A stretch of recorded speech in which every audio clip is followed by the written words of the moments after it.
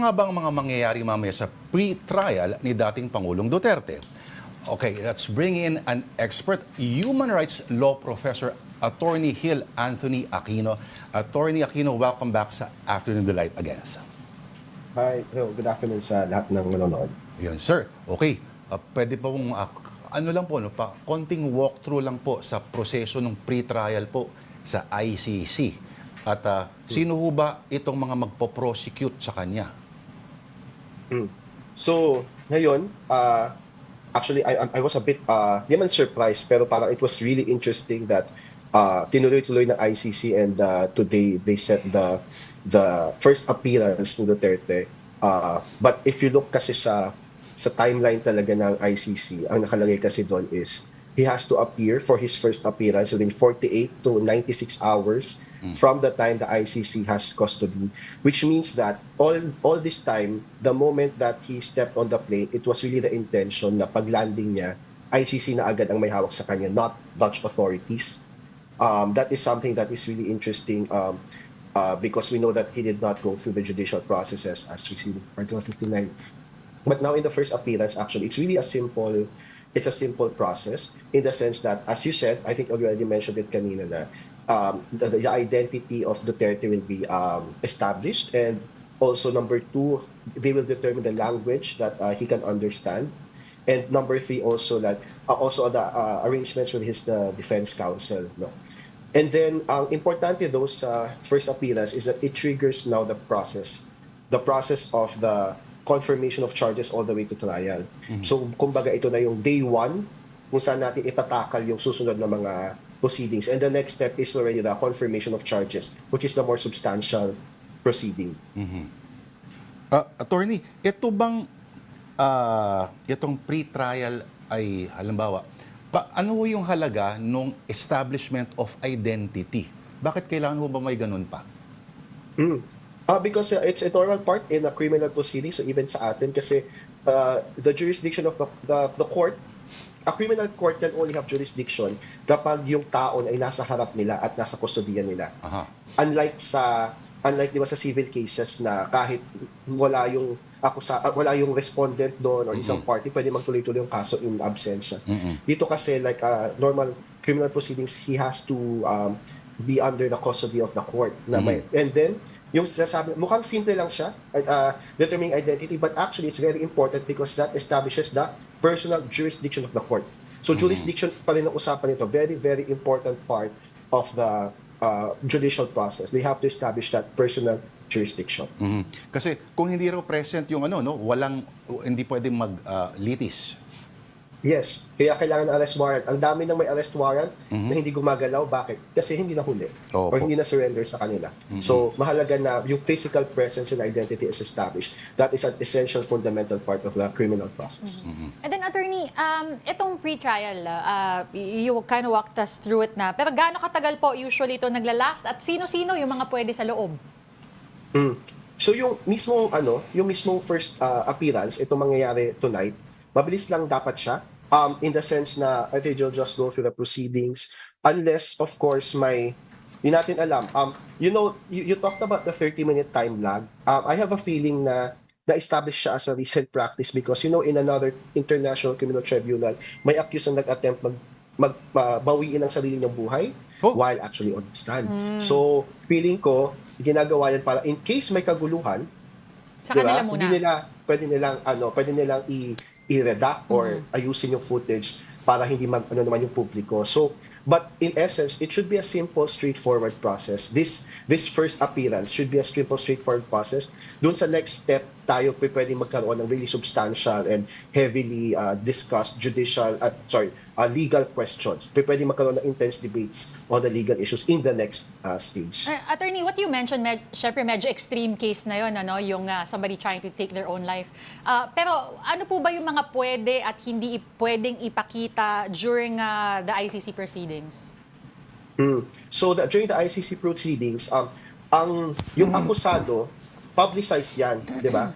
Publicized yan. They redact or they do not live stream if victims are already on the stand, no, which will come later. Yung mga identities ng victims they want to protect, or sometimes witnesses na kahit hindi victims are confidential witnesses. Yun yung mga pwede nilang hindi i-live stream or hindi sa publiko. But in this particular case, isa sa publiko nila yun because this is a straightforward hearing, and the nature of the hearing really is public. That's really the nature of the hearing. So makikita natin dapat lahat yung formal proceedings na nangyayari.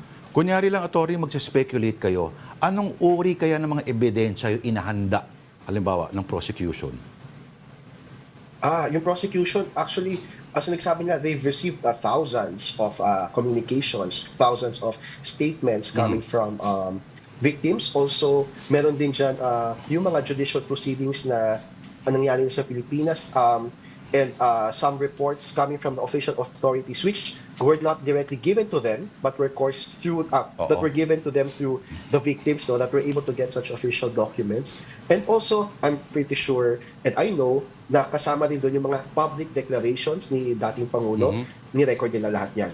Yung kanyang mga public statements, ni-record nila lahat yan. Interesting lang na ako, paano kunyari biglang nagmumura itong si Pangulong Duterte at naalala nyo yung sa Quadcom, di ba? Biglang, paano pag umabot sa ganun? Baka Okay, kaya may 30-minute delay. Kasama yun. That's one. Tama yan, no? That's one. And also number two, it's very controlled who can access the microphone in the court. Kasi ang court na yan, yung structure niya is, talaga may microphone, bawat side. Yeah. One side, prosecution, defense and victims representative, and the judges. So, very controlled kung sinong pwede magsalita. So actually, sa isang side, isa lang yung microphone, usually that is live. For example, the defense counsel, isa lang siya, one main. The accused actually cannot address the court. So if in any case na, let's say, magwala ang isang akusado, ganyan, and then he will be whisked away, and then the proceedings will be suspended. We will not tolerate any yung mga activities or behavior na hindi very formal or hindi very dignified. So I think makokontrol nila yung mga ganung situation. So, attorney, bigla ko lang din naisip, paano nga kung umpisa pa lang meron na mga ganung klaseng scenario, what will happen next? Paano yung rescheduling nun, I suppose? Paano ba?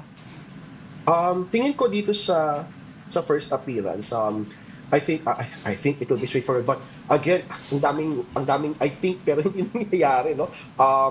Di natin alam, no? But the thing is, mayroon kasi sa ICC, they have a instruction manual that is accessible to the public, but is an instruction manual for the staff.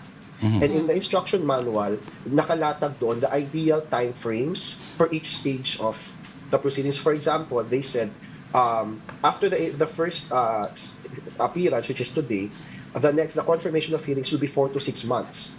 So they will really endeavor na ikikip natin within the time frame of 4 to 6 months. So kung may issue, kung may kaguluhan, I think they really have to resolve that with the defense counsel kasi the accused actually, like in another international criminal tribunal, the accused actually is behind a glass container. So even if they speak, they cannot be heard. Even if they nagwawala sila, wala sila masasaktang ibang tao, but they can hear what is happening. Parang Hannibal Lecter, no? Yes, meron ganun talaga. I've seen it in a court, no, in the Hague for the former Yugoslavia, na meron talaga sa parang capsule. Yes. For the accused. So parang that is how they can control the outburst or any other. Pero things attorney, all throughout, ano lang maaring gawin ng counsel or in this case si dating Executive Secretary Mijaldea? Pwede ba siyang mag-object? Pwede ba siyang mag-interject? And paano ho ba?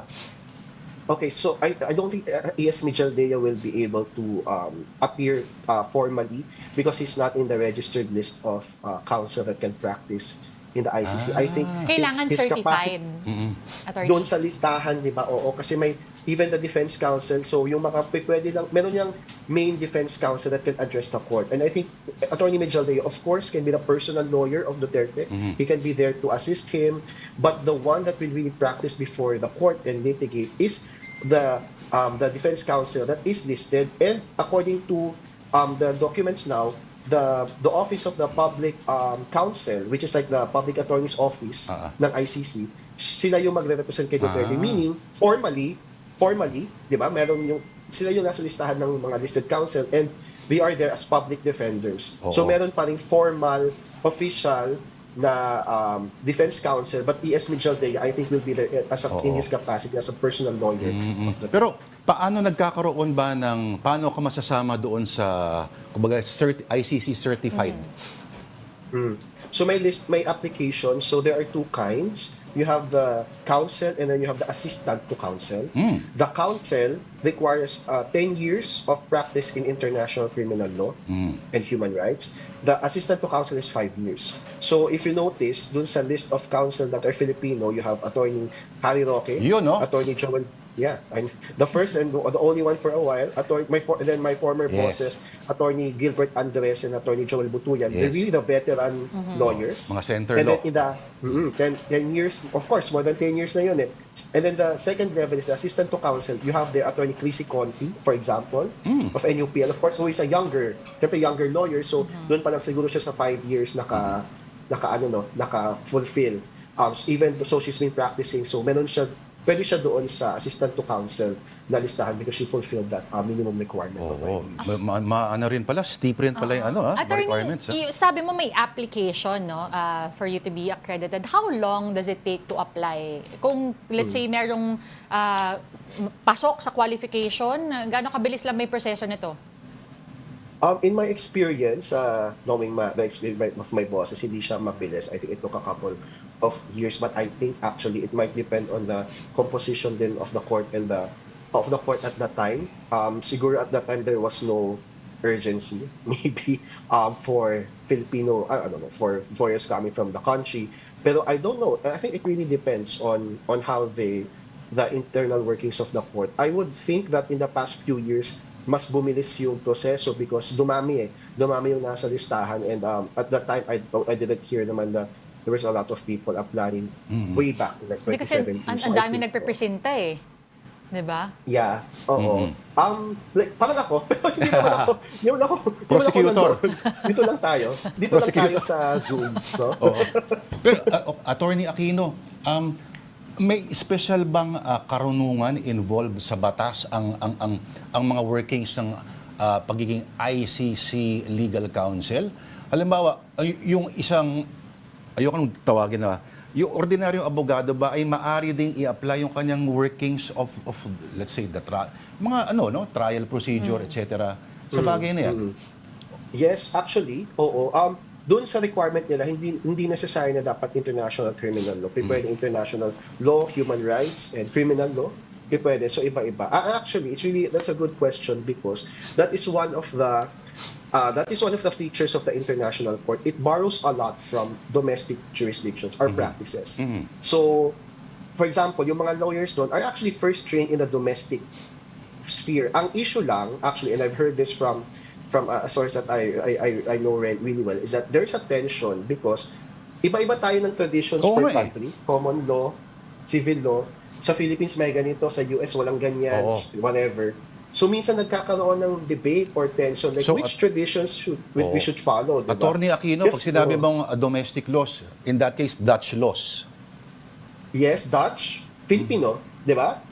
So kasi we have to separate the ICC then from the Netherlands kasi ICC is the international composed of all different nationalities. We had a Filipino judge there, right? A few years ago. Pangalanan. Si Judge Pangalanan. So nagdala siya doon ng mga Filipino practices, right? And the procedures, di ba? So nagkaroon tayo ng influence doon on how to go about things, but ang kasama niya doon are Europeans mostly.